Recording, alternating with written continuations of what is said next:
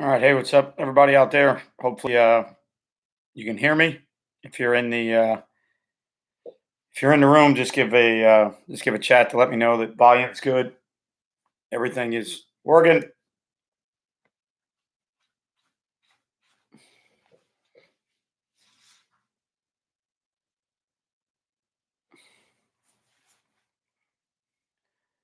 Just finishing up watching the women's match play, LPGA.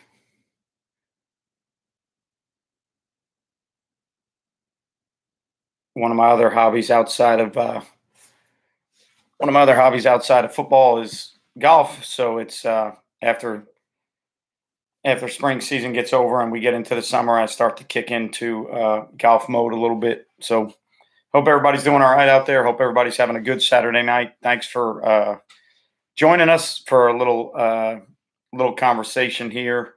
Talk a little bit about. I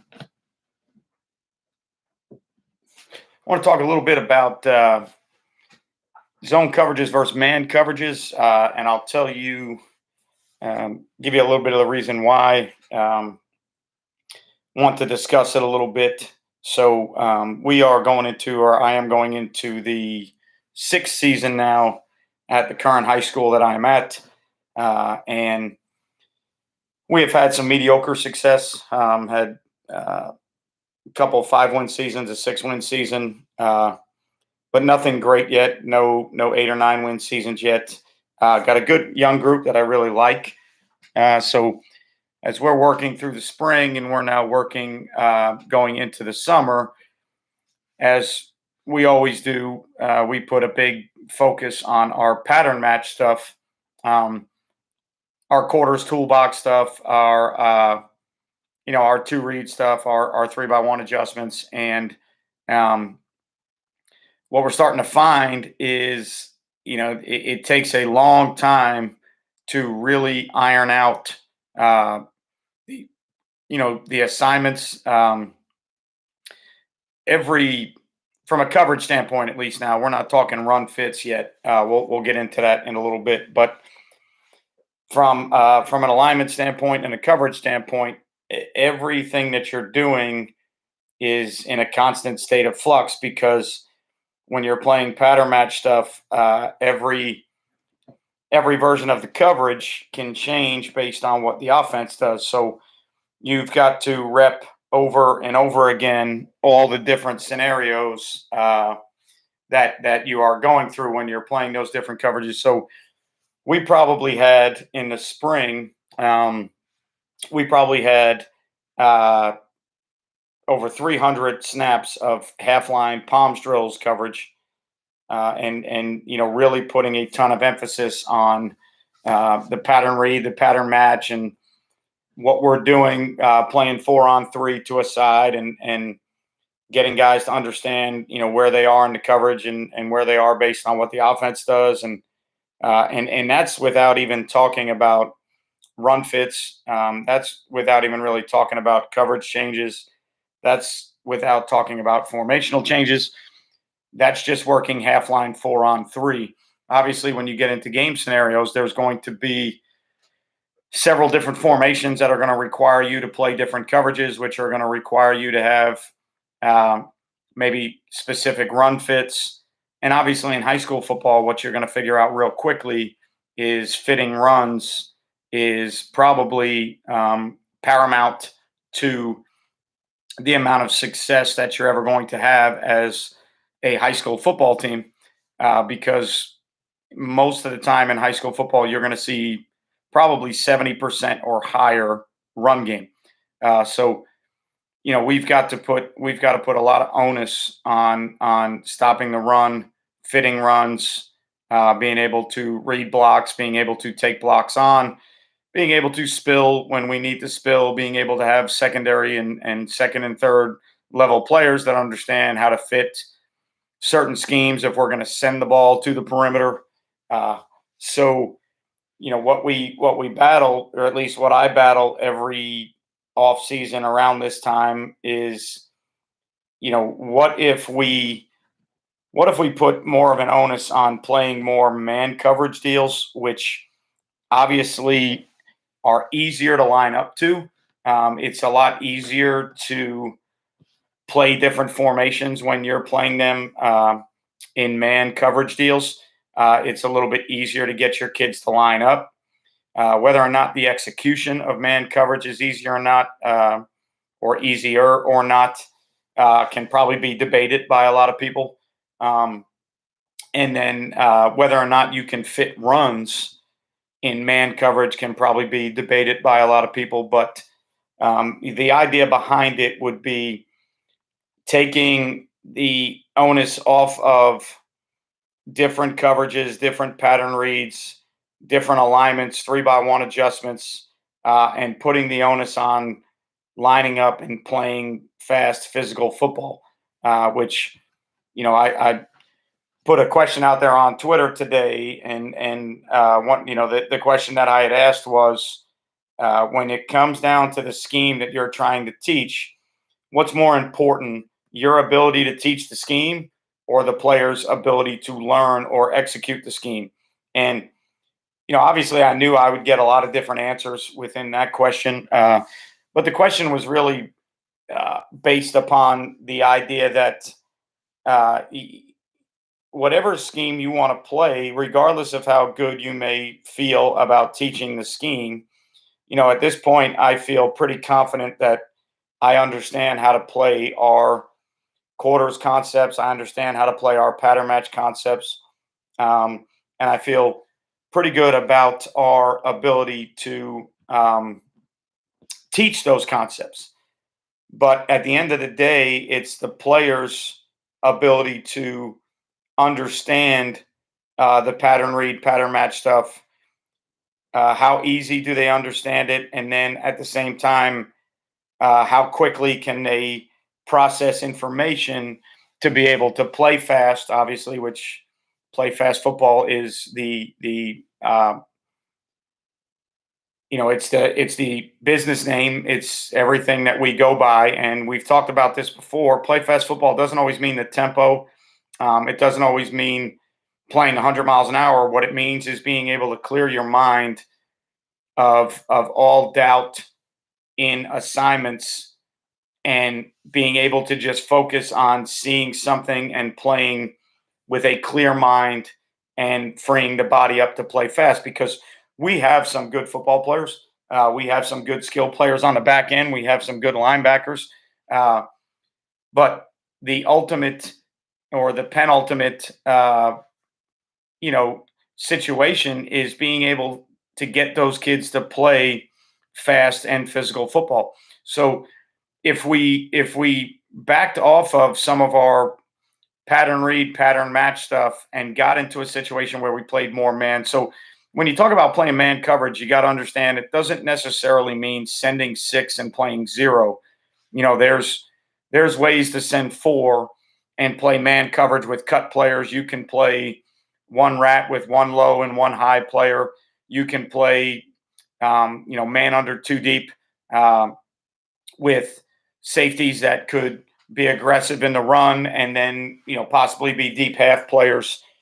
We have some other man deals where we play straight man across the board with our skills, and then we allow our linebackers to be run fitters first and then cut players underneath to help us versus mesh and shallow cross and other potential man beaters, rubs and picks and things over the middle.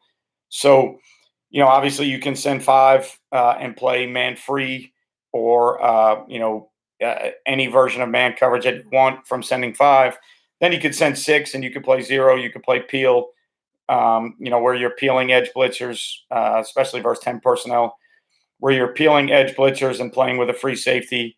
So, there's several different ways to play man coverage. It doesn't always necessarily mean send the house and play 0. But the topic or the question would certainly be, can we fit runs if we play more man coverage deals that are simpler to line up to formations? They're simpler to handle motions. They're simpler to adjust in theory on paper to multiple formations and things. If we take a lot of the thinking out of the pattern read, pattern match concepts. Can we play better defense? Can we play better football? Do we have the types of players that need um, less things to think about so that they can play fast and play fluid? And that ultimately comes down to the coach. That comes down to every coach and every program trying to determine the types of players that you have.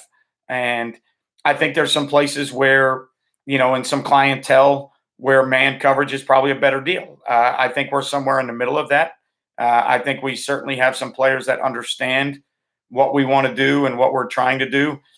We have players that understand the adjustments that we want to make to two receiver sides, three receiver sides, single receiver sides.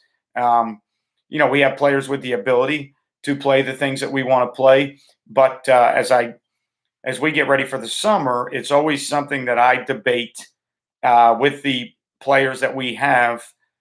Would it be better to send 4, 5, 6, play some version of man with cut coverages, play some version of man free, play some version of zero, and then maybe have one zone concept? Maybe it's a spot drop concept. Maybe it's a single high, 4 or 5 under, 3 deep concept. Maybe it's a 2 high, 2 deep concept. Obviously, you're always going to carry a changeup. If you're going to be a man team, you're going to want to carry at least some sort of changeup, especially on passing downs, or maybe even first down every once in a while, some mix-up downs to where they are obviously, if you play man and a bunch of men, you're going to get teams that are going to work on man beaters. So, if you play a lot of man, can you eliminate certain passing schemes from an offense's repertoire? If they know that you're a man team, will they go to only man beaters? Will you then cut your practice time down significantly to where within the routes you're trying to defend, you're working mostly on man beaters? Are you comfortable defending the run? Are you comfortable in a situation where sometimes one missed tackle, one blown gap or assignment could lead to a big play? So there's a lot to think about. There's a lot of different things to weigh in upon, and obviously, I think it's very simple for anybody that follows me or follows Play Fast Football or watches the YouTube videos that we do. I think it's very easy to figure out how I go in wanting to play. We want to play all of our quarters coverage deals. We want to play all of our quarters toolbox deals. We start our base defense off as a check with me system where our coverages are based upon the formations that we're seeing. It's obviously it starts to become a dilemma to where you are starting to decide what's best for your players and what's best for the results of the defense and the team, as opposed to necessarily as a coordinator or as a defensive mind, what you want to do or what you would like to do. And I think at any coach, any good coach at least, as your clientele changes, as your program changes, maybe if you change jobs, I think you always have to be willing to look at what the best case scenario is for your team and your players, and what the best case scenario is for your program. And this is now going on. Like I said, we're going into year 6 with our guys. We've now had guys that have been with us for 3-4 years, and full classes of guys that have been with us from their freshman year on. So it's not a new deal. It's not a deal where we're brand new as a program or a coaching staff. So my thought is, as I get through, or as we got through the spring, and as we got through some of our 7-on-7 work and our drill work, my thought process is, with the kids that we have, if we found a way to play some simple man coverages and could be more aggressive in our thought process, lining up, playing formations, understanding with a little bit more simplicity what our job is. Thank you, sir. Appreciate you. Um, what our job is and what we're trying to accomplish. Can we get more out of our players? Now, obviously, you've got to have answers. You can't just go in and think that you're going to, like I said, you're not going to play zero man, send six every down. I don't think that's a way that you would want to live, although there are some people who probably live very close to that nature. It's not something that I want to do. Um, so it would be a structure where we would play a base man coverage, sending four, and then and then adding a fifth, and maybe playing man free, and then adding a sixth and playing zero or peel. Or maybe our base structure is a man coverage deal, and then when we start to pressure, we zone pressure with some easier teaching with the zone drop stuff, 3 under 3 deep, things like that, 2 under 3 deep, hot pressures, some things that are very safe in nature, some things that have zone integrity to where even though you are stepping up the aggression level by sending 5 or 6, you're still playing with zone integrity behind it, and it's a little safer. So maybe that's the change up to your man coverage deals. But the idea would be: can you survive? Can you win football games? Can you play good defense basing from purely man structures? Now, not more like college boomer than anything, but very unique, I would say, to either one of those. It is 100% more geared towards college style of play than pro, but I still think it's different than college because I think high school is heavy run orientated and less personnel orientated, less down and distance sometimes orientated. So I think it leans towards the college game boomer, but I think it's still different in nature than both of those games.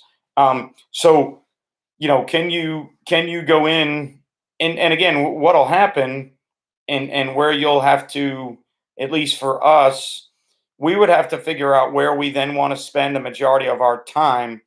If we don't have to spend as much time with formation checks, if we don't have to spend as much time with our pattern matches because we're playing more man concepts, where are we going to spend the extra time?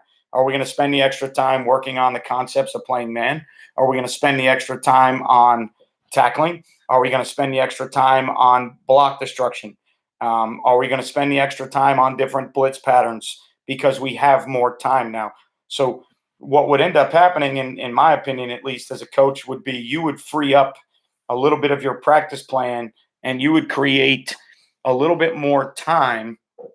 So like I said, if we had a 15-minute period every day where we were working on pattern match, and we did that for 19 practices almost in the spring, or at least probably 14 or 15 of those practices in the spring, and you're now talking about anywhere from 170 to 180 minutes, which is almost 3 hours of practice time. What would you do with that extra 3 hours of practice time? What would you do with that extra 15 minutes where you were always working on half line, pattern match, pattern read stuff? And I think the obvious answer would be tackling. I think you would put a bigger emphasis on the techniques of tackling, the fundamentals of tackling, different tackles, open field tackling, closing space to get to a tackle, the different styles of tackles. If you're a rugby tackle, gator roll tackle team, the different styles of tackle that you could now maybe put a little bit more emphasis on. Like I said, maybe you could put more emphasis on blitz tracks and stunts and some things that maybe you didn't have enough time to get to previously, depending on what your game plan is. But the overall thought would be: can you win football games playing in high school, playing that style of defense? Can you live as a man-based team? And then how would it change your run fit? So for argument's sake, for us, we start as a spill team. Our defensive ends want to spill.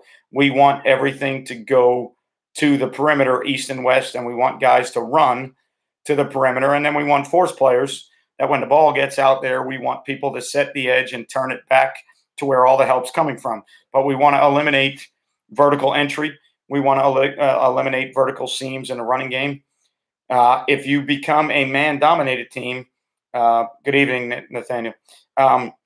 If you become a man-dominated team, do you become a box team? Do you become a team that's going to turn all runs back inside to man players?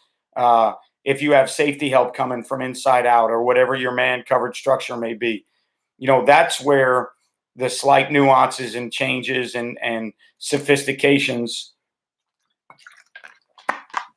within the defensive scheme are going to change, at least dramatically, in my opinion.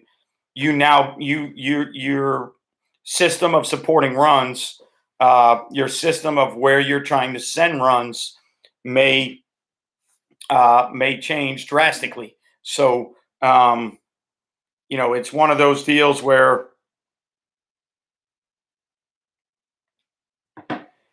you are taking the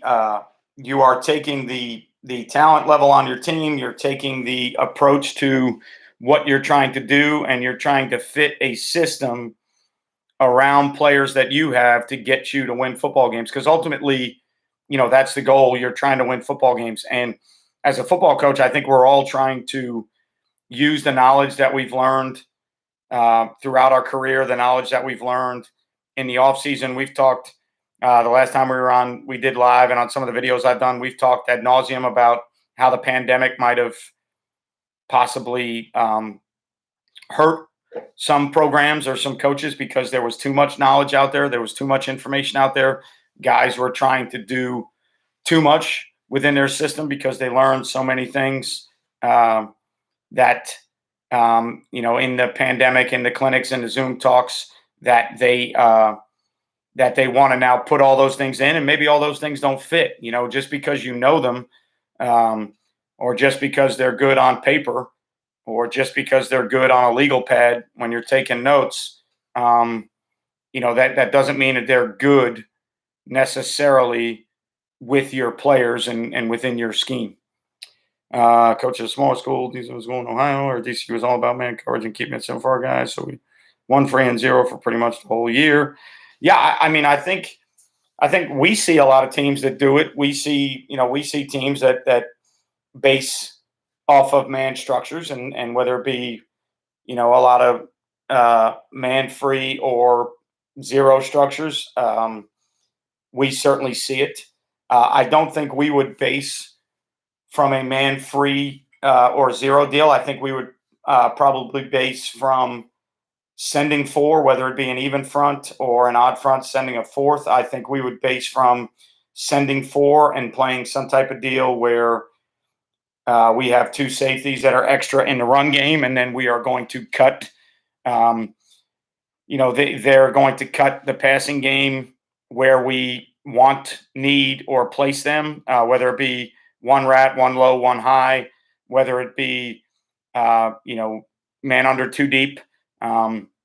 But to me, it would be a base structure where it would be a man deal only sending four, and we would have safeties that would be extra.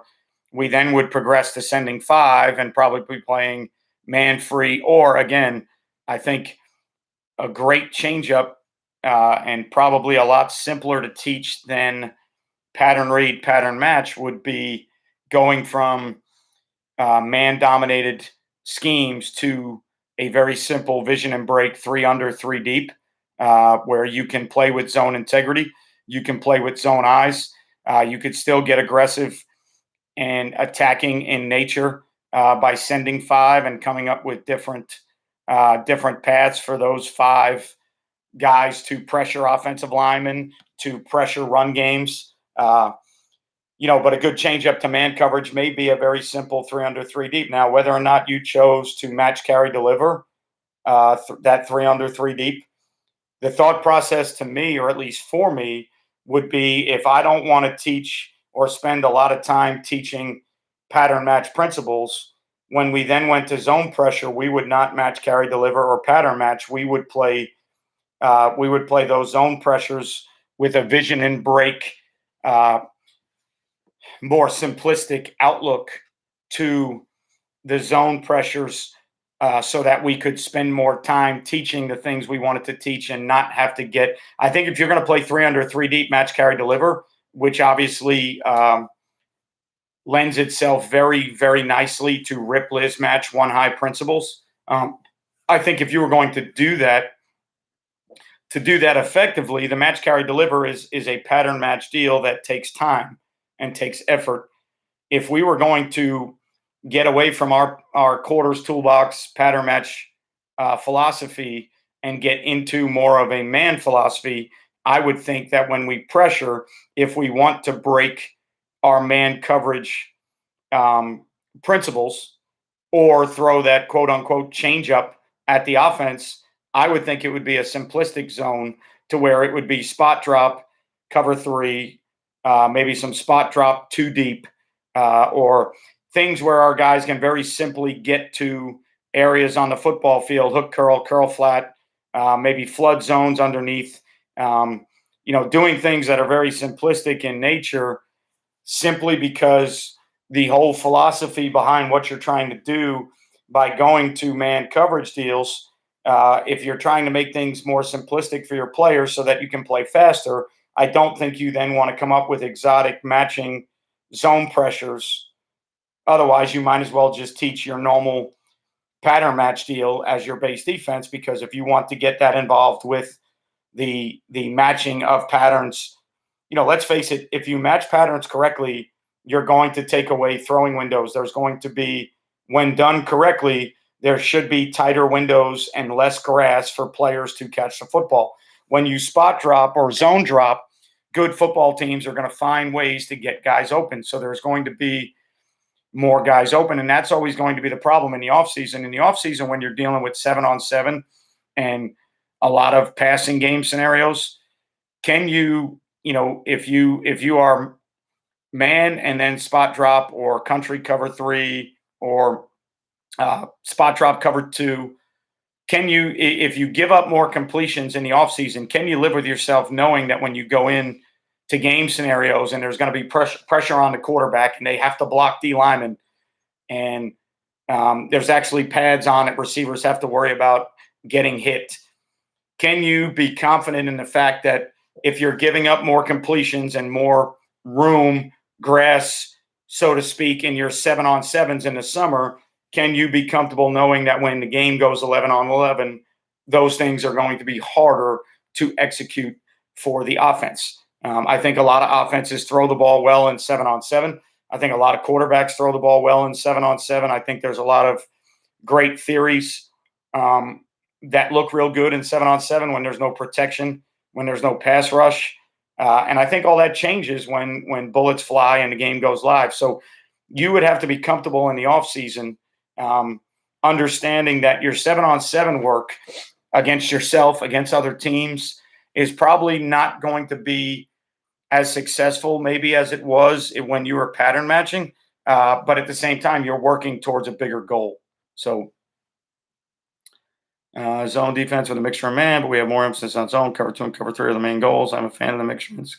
Yeah, I mean, I think obviously when you get into mixing some things up and disguising some things, if you're a man-free team and then you're a 3-deep team, I think that's a good mix.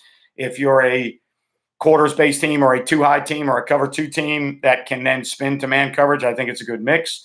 I think you would always have to carry some type of zone principle in your man deal to be successful, to be adequate on defense with what you're trying to defend. I don't think you can go in saying that you're going to play straight man-to-man the entire game. Maybe some games you can. I don't know, depending on talent level, depending on opponent. Maybe there's some games you can. But I would think that just from a coaching standpoint, thinking about the progression of the game of football and thinking about play calls and down and distance and scenarios, I would certainly think that you're going to need a changeup. And to me, again, that changeup would be spot drop, country covers, cover 2s or cover 3s that are not exactly pattern match. Most people are going to talk to you about zone coverage and it turns into man eventually. all zones turn into man eventually. I get that premise. But when you're teaching kids to spot drop to certain areas and then relate to patterns, or spot drop to certain areas and then try and find someone that's in your area, to me, that's totally different than teaching kids how to pattern match Ripley's or pattern match quarters coverage, palms to read. I think those two theories are extremely different. And the spot drop to me could be a lot simpler to teach, to get guys to say, all right, when we play cover three, you're dropping hook to curl and your drop is 2 yards inside the hash mark, 8 to 10 yards deep.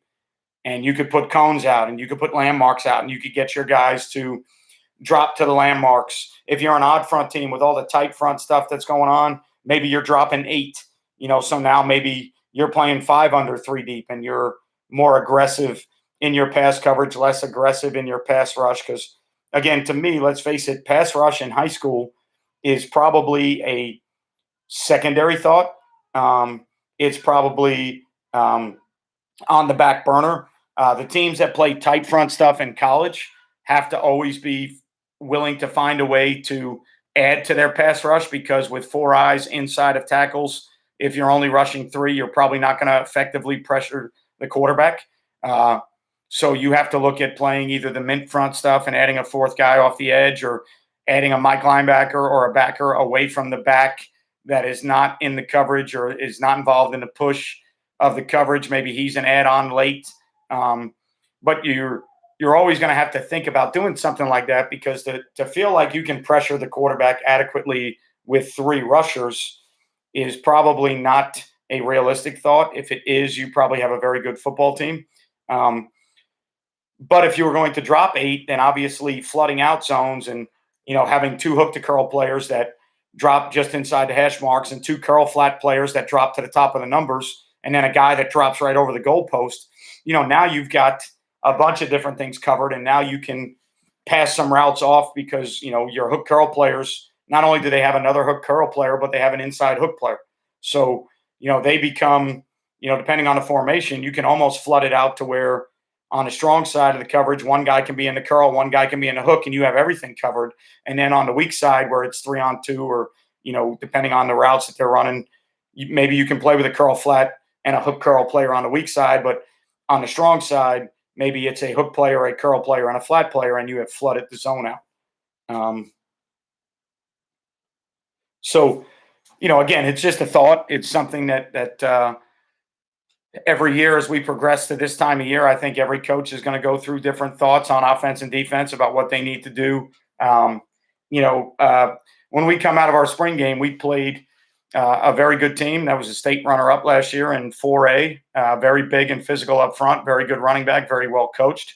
And again, our struggle for the most part was fitting runs. Our struggle was being solid up front. Our struggle was spilling. Our struggle was getting backers and safeties, second and third level players where they needed to be to make tackles.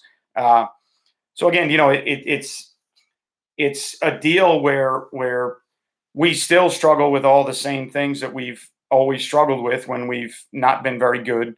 When we've been very good with good teams or good defenses, we've fit runs. We've sent the ball to the perimeter. We've had guys run to the perimeter and make tackles. We've denied vertical entry into our defense. But not every year is the same, and not every team is the same. So, to me, it's real easy to put it on paper and say that, all right, this is how we line up in this, and our safeties can play man on 2 or possibly 3 away. We can keep our backers on backs only. We can play, 2 robber players that are very aggressive against the run to give us extra hats in the run game. And then in the passing game, we can cut them wherever we want. To me, all of that is very simplistic in nature, but when a team lines up in 20 personnel, 11 personnel, 21, 22, now in your man structure, can you fit runs? And can you defend runs? So that's always going to be at least the tougher part when you think about it philosophically. But the longer I get into my career, going on now 23 to 24 years of coaching and 21 or 22 years in high school, 21 as a head coach. As I start to get older now, I lean towards simplistic, letting kids play, letting kids understand what they need to do, And the issue with that is on game night, sometimes you don't have all the answers as a coach. You don't have all the adjustments drawn up. You can't coach on game night maybe as much as you want to, which can be frustrating for coaches. Certain coaches in general can be frustrated by that.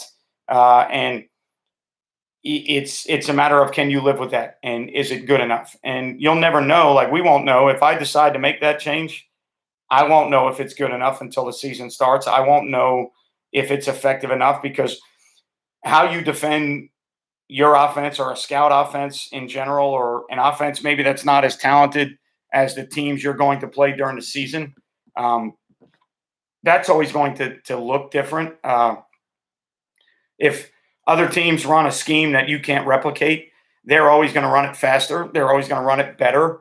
If they have better talent to replicate the scheme than you do in practice, it's very tough to give a look of what the other team is doing, based on the fact that if it's not your scheme, or you're going off scout cards, it's going to be very difficult to replicate that. So that's always going to be a struggle.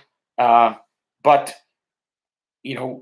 I would just be interested with all the people that, with the people that are here and the people that are out there, you know, what is your thought process on playing man as a base coverage? What is your thought process on, being a man centric team first and adding zone coverages second? What is your thought process on fitting runs when you're playing man coverages? Do you go to box techniques or hard joint techniques? Not necessarily running up the field with kick dog ends that can be kicked out real easy, but maybe not spilling, maybe denting, maybe taking traps or fullbacks on thick through the midline, and still trying to create some pressure in the run game off the edge when guys are unblocked in gap schemes or read schemes, but at the same time trying to keep the ball more condensed than you would in traditional theories, where maybe you would like the ball to go east and west, and you would like to send it to free hitters, and you would like to play the game a certain way. Maybe now as a man team that changes. Always good to disguise coverages when you can. You're playing against 15, 16, 17-year-old quarterbacks. The more difficult you can make it on them, the better. The more you could spin or rotate and make it difficult on the O-line's count, or where they're trying to get to, I think the better. The more difficult you can make it on the offensive coordinator, with even in high school, with most games being called from the sideline and being called from a coordinator. And, I would think still now 75% no huddle on the ball, maybe in high school, maybe not that high. I don't know. But the idea is to try and confuse that coordinator into the calls he's making, and then to try and confuse the quarterback. So anytime you can disguise, I'm all for it. If the disguise and the spin is causing issues for your players, then obviously it's a detriment. And it's the same thing we talk about with our split field coverages. Our split field coverages and the way we want to adjust to formations and the way we want to play certain deals is advantageous to us if we can do it. If we can do it correctly, there's a reason why we want to play certain deals to the single. There's a reason why we want to make certain 3-by-1 checks based on where number 3 is and who number 3 is. There's a reason we're doing all those things. There's a reason why we want to play 2 open a certain way. Those things are all advantageous to us if we can do them. So, disguising, spinning, rolling late, all those things are very intuitive to helping you on defense if your kids can do them. If your kids cannot do them, then they're counterintuitive to what you're trying to do. And that's basically the talk tonight, and the thought in general is, are the things we're doing helping our defense, or are they hurting our defense? Are the things we're trying to do helping us win games, or hurting us, or stopping us from winning games? In my head, if we're trying to play certain coverages with certain answers, and again, on paper, on a whiteboard, that's the way that we can effectively stop an opponent, and we go out on the field and the kids can't play it, are we really doing our kids a service or a disservice? So for us in the spring, we only had two different ways that we were going to play 3-by-1, and our backside safeties had a hard time identifying when they needed to play each scheme, and when sometimes we even recognized that there was a 3 on the other side, which again, that thought as a coach is mind-boggling, to when you come out and you see a formation and you look at your side of the formation and there's only one receiver. The other receivers have to be in the backfield or on the other side. There's nowhere else they can be. But if you have kids that for some reason, no matter how much you teach it, no matter how much you discuss it, when a game comes, they struggle seeing that. They struggle recognizing where 3 is. Is 3 outside the tackle box or is 3 in the core? Do we make a different check? I just did a YouTube whiteboard video 2 days ago on where 3 is and how you would make your checks off 3. Those things are all great for coaches. They're great for whiteboards. They're great for discussions. We got into the spring and we had to tell our safeties on almost every play where they needed to be. Now, again, as a coach, I go back and think, God, we're doing a terrible job coaching. But then at the same time, I go back and think what we've been working on for 19 days in practice and getting some version of defense almost every day, to where, maybe it wasn't a full version, but we had 25 to 35 minutes of defense every day for 19 days. Some days we had an hour and 15 minutes of defense. I know what we did in practice. I feel comfortable about what our coaches did in practice. I feel comfortable about what we tried to defend in practice. But on Friday night, when the lights came on, our kids still struggled. So, if you gave them less things to think about in coverage and you just said, hey, look, we're playing man. Now, I know the other argument would be, if you were playing man and they were in trips, somebody's got to figure out where number 3 is because you're playing man. Yeah, I certainly get that. I certainly understand that. But if you put less calls and tags in, to where the kid has to think about the signal, the call, and the tag so much that he can't identify a formation, maybe if there was less to think about for that kid, maybe identifying the formation would be simpler. Maybe it's simpler to tell a kid, hey, you're playing number 3 man-to-man. So when the formation comes out, if he's not on your side, look in the backfield. If he's not on the backfield, he's got to be on the other side. If that's the only kid's thought, and his thought is not, all right, well, if 3's in the core, I'm going to call Sky. If 3 is outside, I'm going to call Hawk, Stress, or Poach. If 3 is removed, I'm going to call this. If we play mini or stubby on the front side, I have to play this on the back side. If you eliminate those thoughts from that kid's mind, then maybe it's easier for him to find where 3 is. So, obviously we can go back and forth on all those deals. But again, it's that time of year. It's coming out of spring for us in Florida, coming out of 19 practices in a game with film, and going into the summer to determine what route you want to go. That's the beauty of what we're doing. So, high school players, is there more emphasis on technique? Good question, Boomer. I think technique and alignment, to me, the first emphasis, obviously you probably start with individual and you start with technique. And I would think that the technique that you need to play based on what you're playing is probably paramount to everything that you do. But at the end of the day, if you can't get lined up, I don't think you can play. So, I would discuss with guys all the time, is technique and fundamentals more important than scheme? And it's a loaded question, because to me, you can't do one without the other. So everybody would talk and say, if you're scheme based, but you can't block people or take on blocks or tackle, it doesn't matter what scheme you're in. And I would agree. But if you don't have a scheme, how do you line up? So every time an offense comes out in a formation, a defense has to line up. If you have no scheme, how do you get lined up? So the techniques of tackling and block destruction and all the things that you need to do are probably paramount to your success. But if you take the question in reverse and think about it for a second and say, okay, well, how do your kids, when an offensive formation comes out, how do you line up? And how do they know how to line up? Because before you ever take on a block, before you ever recognize a block, before you ever destruct a block or fit off a block or play a coverage or backpedal, you have to line up first.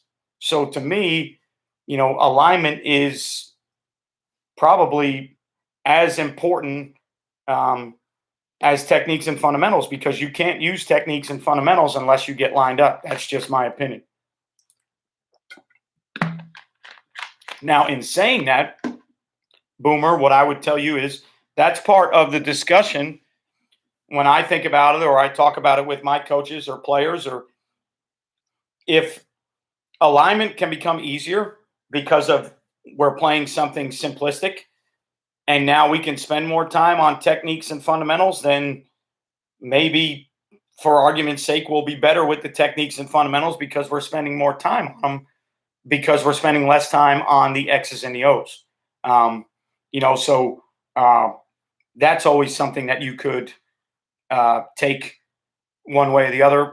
You can, again, that's what makes, that's why I try not to get into arguments with people on social media or on Twitter or on YouTube, because, depending on how you want to argue the topic, I think you could debate the topic any way you want to debate it. To me, it's all about what can you get your kids to do. Again, I threw the Twitter question that I posed today. Your ability to teach or your kid's ability to learn, what's more important? That's going to get a million different answers. That's going to get a million different responses. There's going to be people out there that say neither one of those are paramount to figuring out what scheme to run. The scheme has to fit your players. And, I knew I would get all those answers, and I'm okay with all those answers. It wasn't meant to be a right or wrong question, but, to me, it was the thought-provoking idea of, if I know how to teach certain things and I feel really good about how I teach certain deals, but my kids don't learn it, is there one that outweighs the other? When you go into the classroom educationally, you have AP classes, you have honors classes, you have ESE kids or intensive classes. If a kid is in intensive math for a certain reason, I don't think you want to use calculus or trigonometry principles with a kid that's in intensive math. So to me, it's the same thing with the football kids that you have and their football IQ. Regardless of how great you feel as a teacher, regardless of how great you feel a certain scheme is, if you're teaching that scheme to kids that cannot learn it, what good is it? What good is a scheme that can't be executed? What good is a scheme that can't be played? Do you feel better on the sideline knowing that scheme is good? Do you feel better on the sideline knowing that versus that formation, run plays should be dead, or certain passes are dead, but then they still complete them, or they still run the ball for 60 yards? Do you feel better with the headset on saying, I did all I could? That's a great call. Everybody's different. Everybody's got a different personality. To me, I never feel good about play calls that end up in bad results. Regardless of how good I feel the play call was, if the result of the play was a bad result, to me, I feel like it's a bad play call. And again, you could look at that a million different ways. You could argue that a million different ways. There's some guys that will say, hey, that was the right call. It just wasn't executed. I get it. But at the end of the day, if it wasn't executed, then does it really make it the right call? And that's a debate for another day. But it all depends on what your personality is. My personality is the result that we're getting on the field is directly or proportionate to the calls and the type of defense that I'm trying to play. I could sit down in a meeting with people and say, this is what we tried to do. This is what we wanted to do. This is how we were supposed to play power counter. This is how we were supposed to play screens. This is how we were supposed to play RPOs. We weren't supposed to give up inside routes and man coverage. I could sit there and debate all those things and tell people the woulda, coulda, shoulda.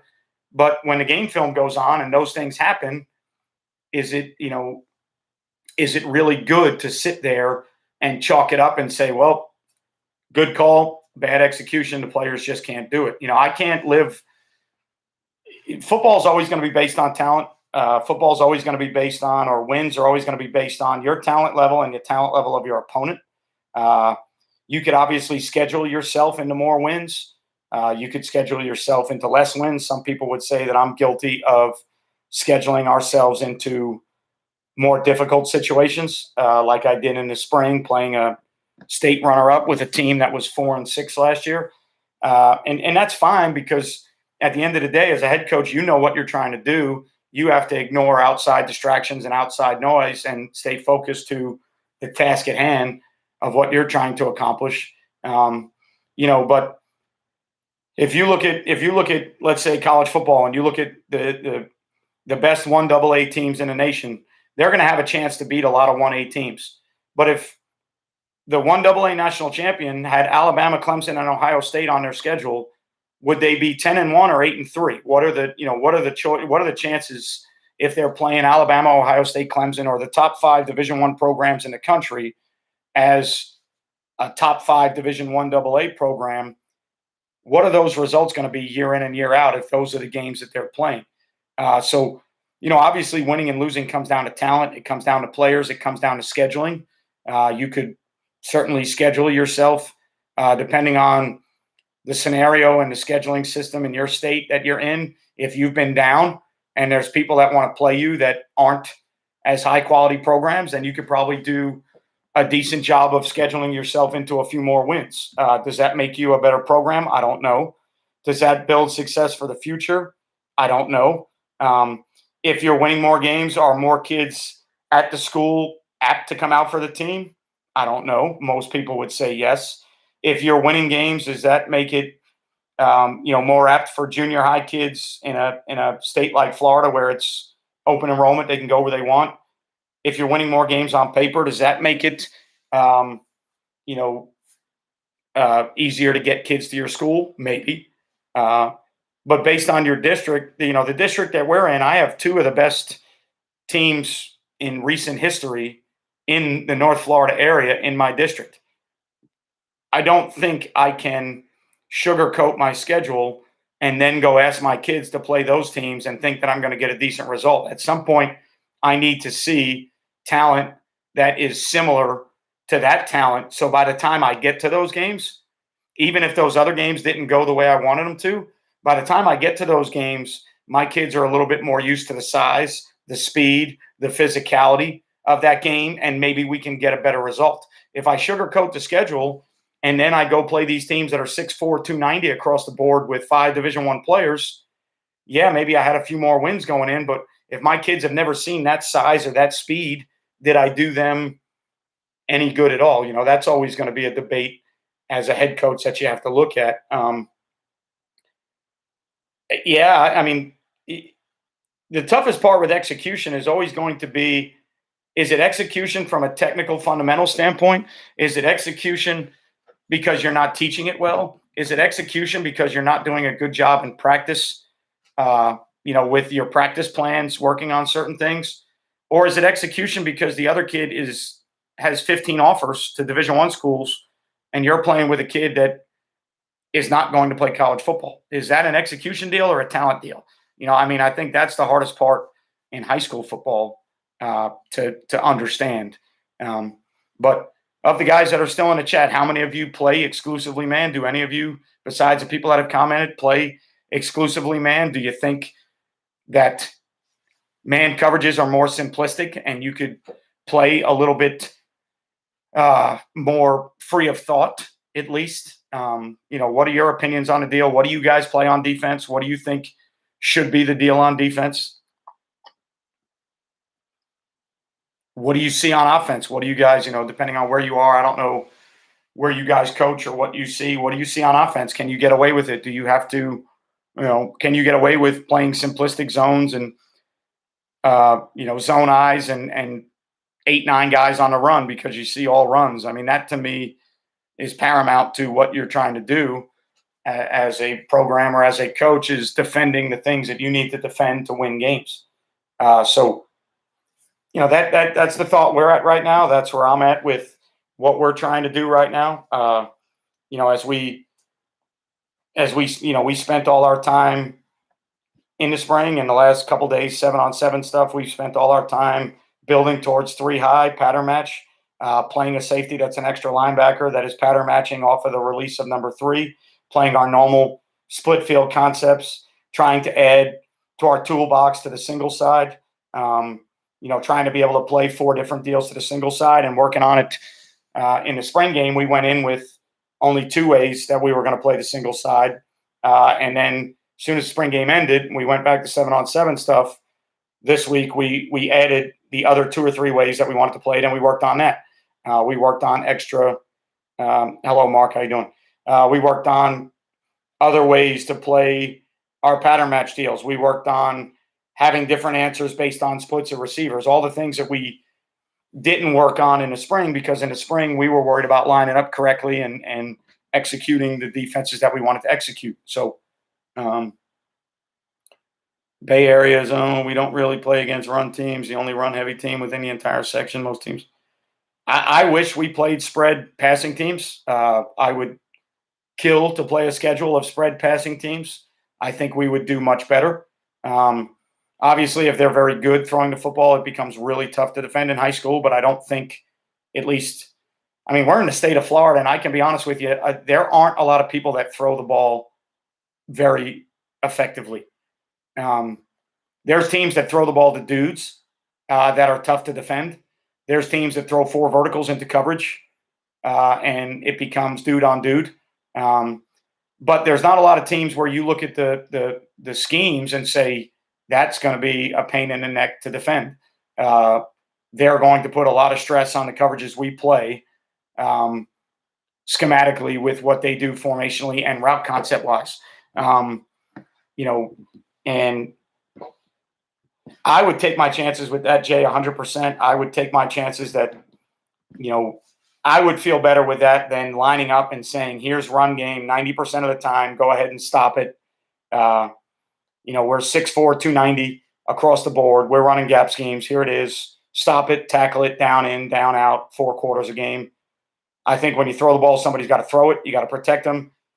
Somebody's got to read it. Even if he chunks it, he has to have time to chunk it. And then when he chunks it, I think you have a chance to at least make a play. That to me is I would take my chances there over the fact that I have a 3 technique that's 180 pounds that's being double teamed by 290 and 300. I would take my chances on that. I would take my chances on that over a defensive end that has 2 wrong arm, a defensive end that's 185, 190 pounds, and he's got a wrong arm, a 280-pound guard. I would take my chances with that. I would love to play teams that threw the ball exclusively and didn't have much of a run game, but unfortunately for us, that's not the case.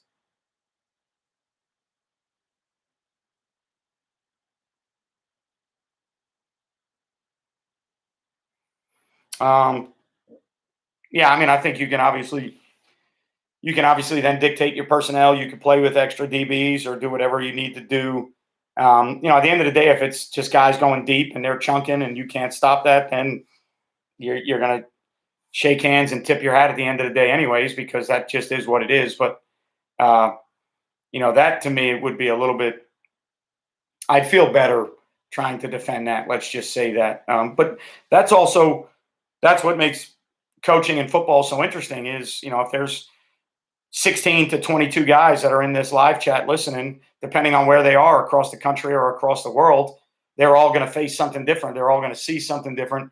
They're all going to worry about what they have to defend differently. So it's going to make your approach to your installation and your coverages and your fronts, a lot different. And I think that's what makes coaching so unique. I think that's what makes coaching football so interesting. That it's different for all of us.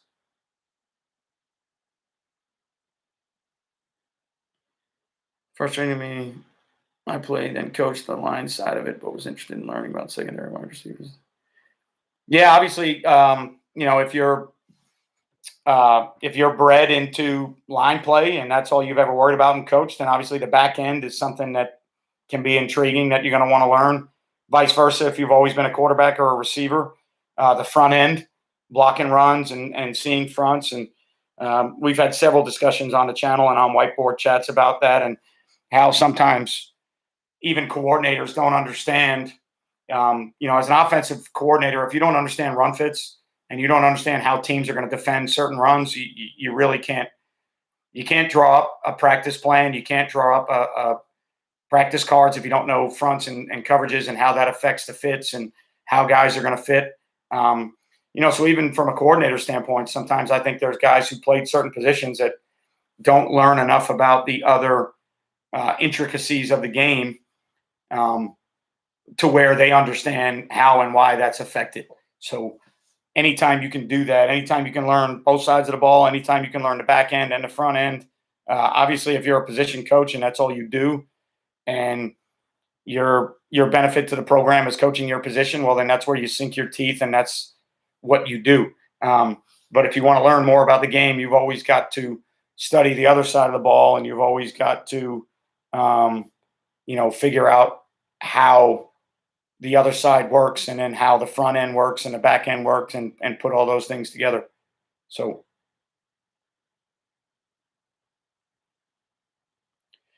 yeah, I mean, knowledge is a good thing. Knowledge is a bad thing. I think sometimes the more knowledgeable you get, sometimes you put your kids in worse situations because you're trying to do more things.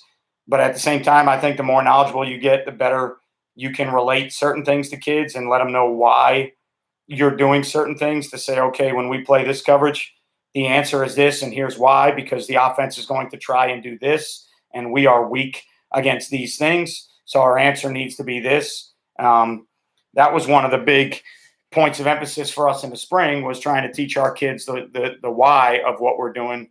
Um, that to me would be paramount to what we are trying to do. If we can get our kids to understand the why, then maybe we can sometimes be better at the how, or the what we're doing, if we understand why we're doing it. If we know where we're weak in coverage, and we know how the offense is going to attack that, then maybe we can better have the answers to defend what they are going to try and attack. Um,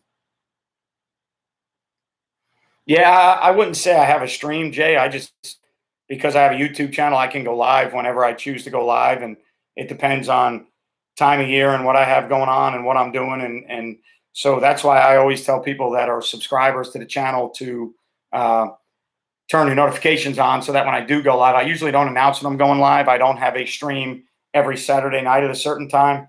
So that's why I try and tell people to turn their notifications on, so that when I do go live, when I go live, or what I'm trying to do or how I'm trying to do it. So I wouldn't necessarily call it a stream, but again, it's not. There is no live, there is no stream, there is no anything without an audience. So I owe everything that I do to everybody that's here. Split field zone man out of our three safeties. So that's everything we play, Russell. To be honest with you, we've been a three safety team for probably 10 years or more now. Haven't been a three high team. We've been a three safety team, and we've been a split field coverage team for a long time now. So that's how we base. That's what we want to do. That's what we try to do. That's what we did in the spring. But now going into the summer, I'm starting to look at the kids we have, the physical and mental capabilities of the kids we have, the coaches I have, and starting to figure out where we're going to best be fitted, sinking our teeth into the time needed and the schemes needed to win football games. That was the whole basis of the talk tonight. Was, can we do this? Would it be better? Has anybody else done it? So that was the idea behind it. So again, I would, for us, it would be a man coverage deal. Spring football went very good, Jack. The game didn't go very well, but practices went well. We figured out our players, our depth, who can play in game situations and who struggles. We found out the kids that we can rely on based on practices and weight room and other things. And so, to me, spring went very well. The game itself didn't go very well, but we played a state runner-up from last year. So, again, sometimes the result is based on the opponent as much as it is on your own team. So, but it was good to be back to almost normal. We practiced in a setting that was so far removed from the pandemic setting that we practiced in last year, and the game itself was felt a lot more like normal. So that was good to kind of get into a situation where we felt a little better about, or normal. We just felt a little bit back to normal. So that felt good. But again, for us, it would be a deal that wouldn't be. I'm not saying we're sending 6 every down and playing 0. That's not what I'm saying at all. I'm not saying we're playing get 'em ball, or park ball, or however you want to relate it. I would think that it would be a man concept with help, and then adding people to the pressures. And as you add people to the pressures, then obviously you start to get into less help, one free, zero other deals, but we would start in coverages that have cut players and extra helpers to defend against certain run schemes. So, yeah, hopefully, Jack, where I know pretty sure you're in Michigan. Hopefully, you guys and everybody around the country gets back to normal, and we get back to doing the things that we want to do the way we want to do them, and we can worry simply about football, because there's enough to worry about in football and coaching on top of all the other things that you had to figure out last year with the pandemic. So I appreciate everything you guys do for Play Fast Football. I appreciate all of you guys being here tonight, hearing me out on some of the things that I wanted to discuss, and then giving your opinion on some of the things. Again, I don't think you guys understand enough that when we do these things, your comments sometimes educate me as much as my answers. Yeah, we try to change our shell looks, Russell, as much as we can. There's certain things we do. When we play two reader palms, we play with our ass to the sideline. So obviously we've got to be able to stem from that look into other looks. So when we go to three deep, we try to stay either in that look or a press man look and bail. So we're constantly trying to change our shells. The idea of playing a three high safety system like Iowa State would be to give a very similar look on the back end every snap to a coordinator or a quarterback. And that look could then change from split field coverage to traditional three deep or traditional two deep, safety support, corner support. Obviously stemming and rolling and doing all those things are helpful to your defense. So I appreciate all you guys for being here tonight. I appreciate all you guys for being subscribers to Play Fast, everything you do for Play Fast Football. Thanks for joining me on a Saturday evening. That's what we're trying to do right now, Russell, is currently everything we had done was very similar to TCU.